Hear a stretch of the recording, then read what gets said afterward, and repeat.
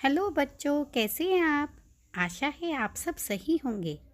आज हम worksheet number 49 पर चर्चा करते हैं, जिसका टॉपिक है आंकड़ों का प्रस्तुतीकरण। अवर्गीकृत बारंबारता बंटन सारणी है क्या ये अवर्गीकृत आंकड़ा? चलो समझते हैं। अनग्रुप्ड यानी अवर्गीकृत जो है वह आंकड़ा है जो किसी भी ग्रुप में नहीं आता। उसे जैसा हम देखते हैं, जैसा आंकड़ा, जैसी इंफॉर्मेशन हम पाते हैं, वैसा का वैसा ही कॉपी में या कहीं पे भी उतार लिया जाता है। उसमें कोई और प्रोसेसिंग नहीं की जाती, यानी उसमें कोई चेंजेस नहीं की जाती, जैसा आप फोटो में भी देख रहे हैं। चलो बच्चों, अब हम आज की वर्कशीट पर चर्चा करते हैं। आज की जो हमारी वर्कशीट है बच्चों, वो है आंकड़ों का प्रस्तुतीकरण। ठीक है, तो हम आज इस पर चर्चा करेंगे। पहला उदाहरण है कि 50 नंबर के एक टेस्ट में 9th के 30 विद्यार्थियों द्वारा जो है जितने अंक उन्होंने प्राप्त किए हैं वो दिए हुए हैं। अब बेटा, इन आंकड़ों को देखने पर आपको ये लग रहा होगा कि बहुत ही कठिनाई सी लग रही है कि कुछ, अगर मान लीजिए आपको अधिकतम या न्यूनतम अंक ज्ञात करना है तो बहुत ही मुश्किल से लग रही होगी। और बेटा, ये तो सिर्फ 30 विद्यार्थियों का है। ऐसे ही अगर 100 विद्यार्थी, 200 विद्यार्थी, ज़्यादा विद्यार्थियों का, तो और ज़्यादा कठिनाई का अनुभव आप कर रहे होंगे। इसलिए केवल आंकड़ों को एकत्रित कर लेने भर से हम उनका अर्थपूर्ण प्रयोग नहीं कर पाते। इस रूप में प्रस्तुत किए गए आंकड़ों को यथाप्राप्त आंकड़े यानी रॉ डेटा कहा जाता है। आंकड़ों से महत्वपूर्ण जानकारियां प्राप्त करने के लिए हमें उन्हें व्यवस्थित करने की आवश्यकता पड़ती है। हम आंकड़ों को में ऐसी प्रस्तुति चाहते हैं जो समझने में सरल हो, एक ही झलक में मुख्य लक्षणों को जानने में मददगार हो, तो उससे जिससे कि हम एनालिसिस जो है वो आराम से कर सकें। तो चलो इसको जो है, इसको अन्य विधि से जो है इसको समझने की कोशिश करते हैं। अब देखिए बेटा, इनको जो है क्या करते हैं हम कि इन्हें आरोही या अवरोही जो है क्रम में लिख लेते हैं। आरोही मतलब छोटे से बड़े में, और अवरोही होता है बड़े से छोटे में। तो देखो बेटा, इस क्रम में जो है हम रखेंगे तो कुछ जो है जानकारियाँ, जो इम्पॉर्टेंट इन्फॉर्मेशन है वो हमें आराम से पता चल जाएंगी। तो अब हमने इसी आंकड़े को, जो ऊपर दिए हुए थे 30 विद्यार्थियों के अंक, इसी को ही अब हम आरोही क्रम में लिख रहे हैं। तो देखो बेटा, तो सबसे छोटे अंक जो हमें आप इसमें आंकड़ों में देख रहे होंगे, सबसे छोटा अंक कौन सा है? 2। ठीक है बेटा, तो हमने क्या लिखा? 2 लिखा। ये वाला 2 जो है, ये जो 2 है, ये पहले हमने यहाँ पे 2 लिख लिया। ठीक है, अब ये 2 एक और देख लेते हैं। देखो, एक बार ये रहा और एक बार ये रहा।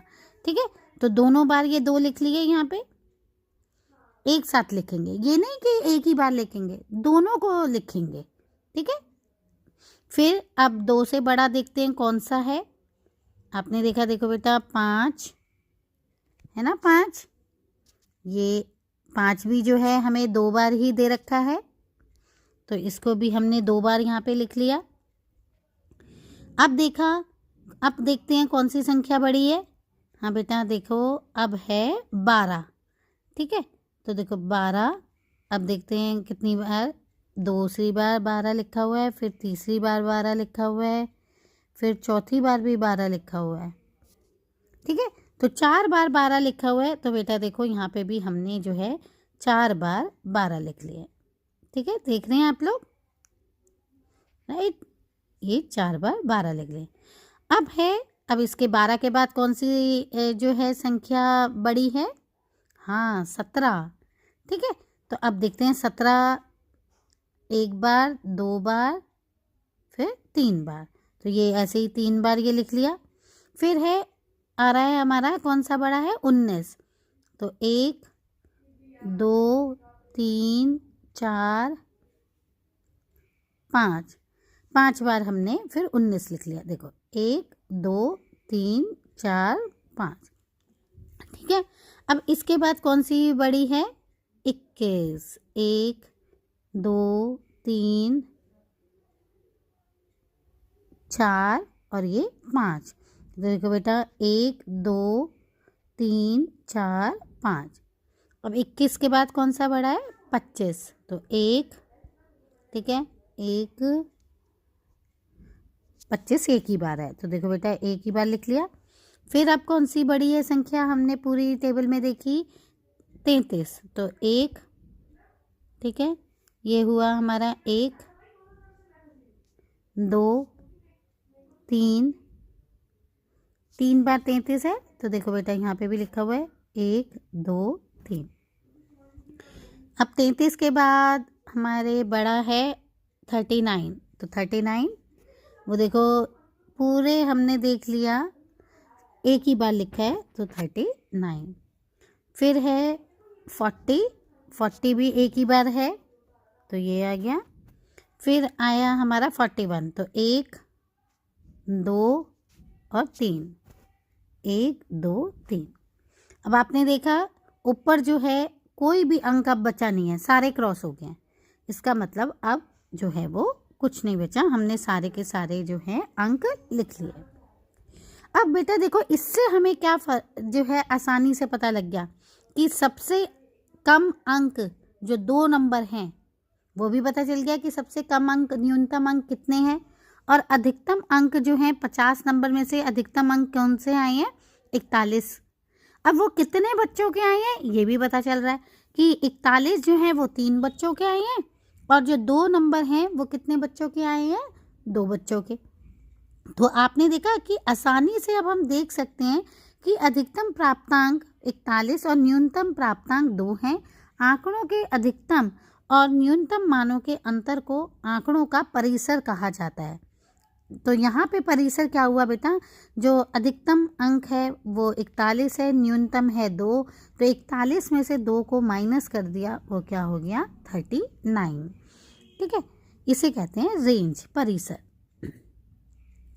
अब बेटा और आगे देखिए, आंकड़ों को और अधिक समझने तथा उनसे अधिक महत्वपूर्ण गणनाओं के लिए हम उन्हें एक सारणी के रूप में लिख सकते हैं, जैसे जिसे अवर्गीकृत बारंबारता बंटन सारणी कहा जाता है। इसके लिए हर अंक के लिए एक मिलान चिन्ह लगाया जाता है। एक ही अंक के लिए 4 मिलान चिन्ह हो जाने पर 5वें मिलान चिन्ह पिछले 4 चिन्हों को विकर्ण की तरह काटता हुआ लगाया जाता है। आप देख रहे हो ना बेटा, यहाँ पे जैसे ये 4 होने के बाद 5वें वाले को ये क्या करा है? इसने काट दिया है। जैसा कि आप सारणी में अंक 19 और 21 के लिए देख सकते हैं, 19 और 21 के लिए है ना बेटा, राइट। किसी अंक के लिखे मिलान चिन्हों को गिनकर उस अंक की बारंबारता जो है वो लिखी जा सकती है। ओके, अब जैसे देखिए बेटा यहाँ 2, अब यही वाला हम देख लेते हैं। 2 जो है वो कितनी बार है? पहली बार 2 आया तो एक बार मिलान चिन्ह लिखा, मतलब जैसे जैसे, वैसे तो मिलान चिन्ह क्या होता है, जैसे जैसे मिलता चला जाता है वैसे वैसे जो है साइन लगाते चले जाते हैं। अब ये दूसरा 2 मिला तो फिर एक और डंडा लगा दिया मिलान चिन्ह का, ठीक है। तो ये इसकी बारंबारता फिर कितनी हो गई? 2। अब जो है 5 है, 5 जो है कितनी बार लिखा हुआ है? 2। तो पहले एक काटा, एक बार डंडा लगाया, फिर दूसरी बार काटा, फिर एक और लाइन खींच दी, तो ये भी कितना हो गया? 2।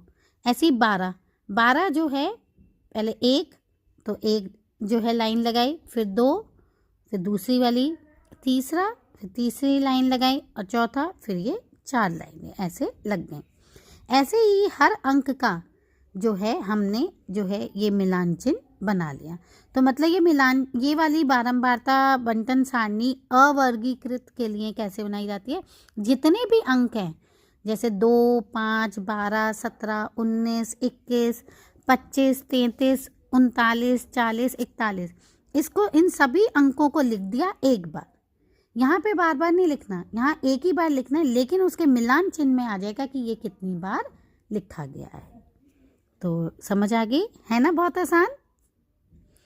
चलो बच्चों, अब हम जो है हमें उदाहरण के आधार पर कुछ प्रश्न करने को दिए गए हैं। 8वीं कक्षा के 30 विद्यार्थियों के रक्त समूह ये हैं। ठीक है बेटा, A B O A B O ए, ऐसे ये सारा दे रखा है। इन आंकड़ों को एक बारंबारता बंटन सारणी के रूप में प्रस्तुत कीजिए। फिर बताने कि इन विद्यार्थियों में कौन सा रक्त समूह अधिक सामान्य है और कौन सा रक्त समूह जो है वो विरलतम रक्त समूह है। ठीक है, तो मतलब अब देखो, आप देखिए ऐसे कोई पता चल पा रहा है, तो इसे क्या करेंगे, थोड़ा ऑर्गेनाइज तरीके से लिख देंगे। तो हम क्या लिख देंगे यहाँ पे, पहले रक्त समूह,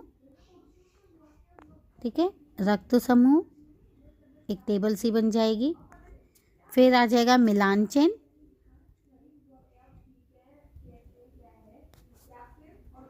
और तीसरा आ जाएगा विद्यार्थियों की संख्या, मतलब बारंबारता, विद्यार्थियों की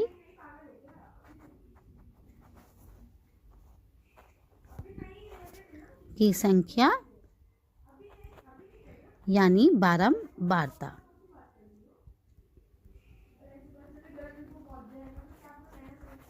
अब बेटा देखिए, अब ऐसे ही कर लेंगे।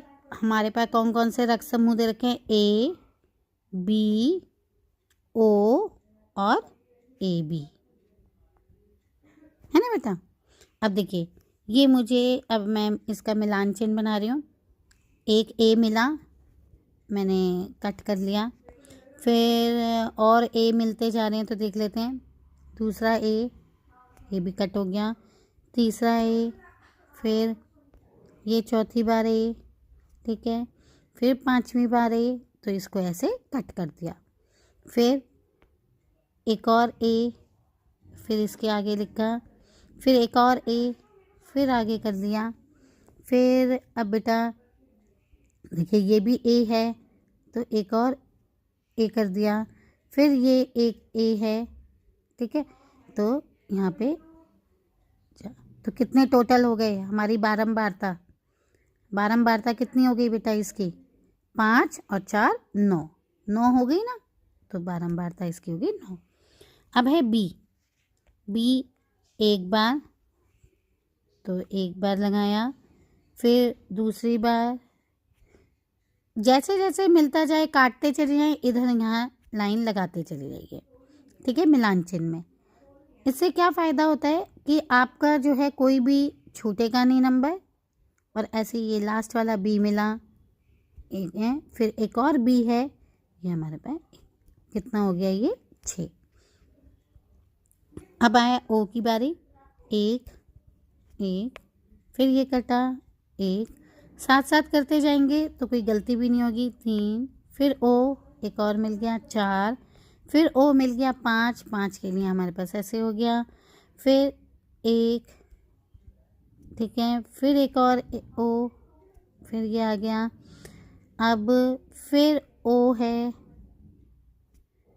फिर एक और मिला, फिर ये ओ मिला 10, ठीक है, एकदम दिख जाता है 5 और 5 10, गिनने की ज़रूरत ही नहीं पड़ती। फिर एक और ओ मिला, 2 ओ और मिले, तो बेटा 2 जो है डंडे और लगाए यहाँ पे, ठीक है। तो कितना हो गया, 5 5 10 और 2 12, राइट।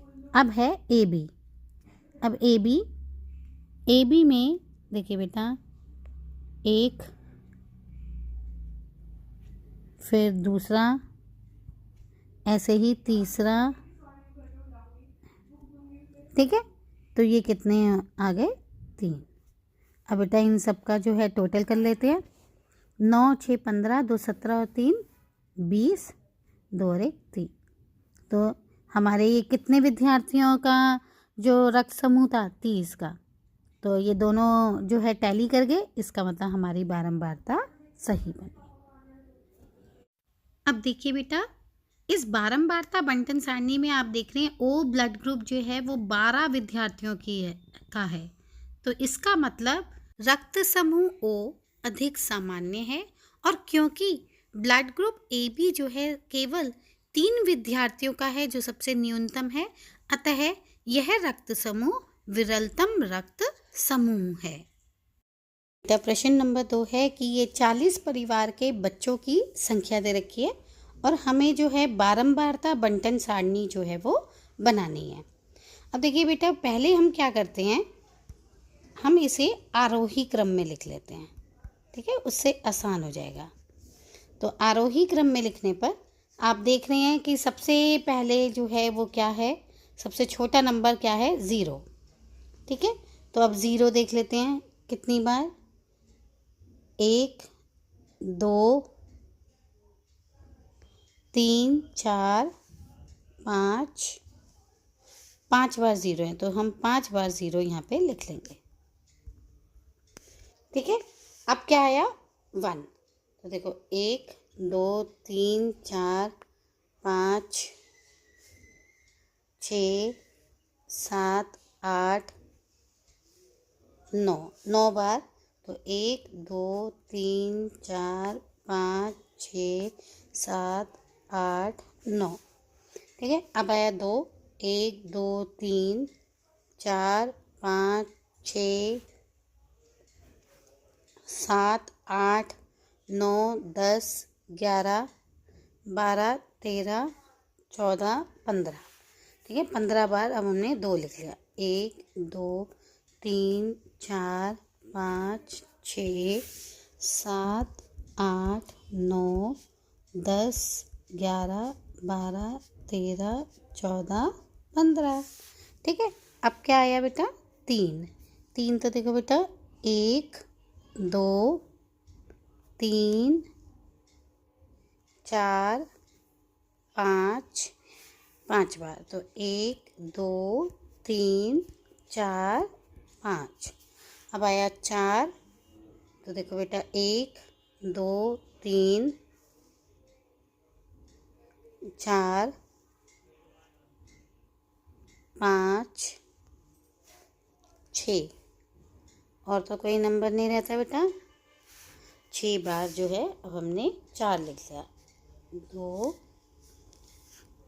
3 4 5 6, ठीक है बेटा। अब जो है हम बारंबारता बंटन सारणी बना लेते हैं। अब देखिए हमारी ये टेबल बनी, ठीक है। यहाँ पे क्या आ जाएगा, यहाँ पे बच्चे, ठीक है, फिर मिलान चिन्ह,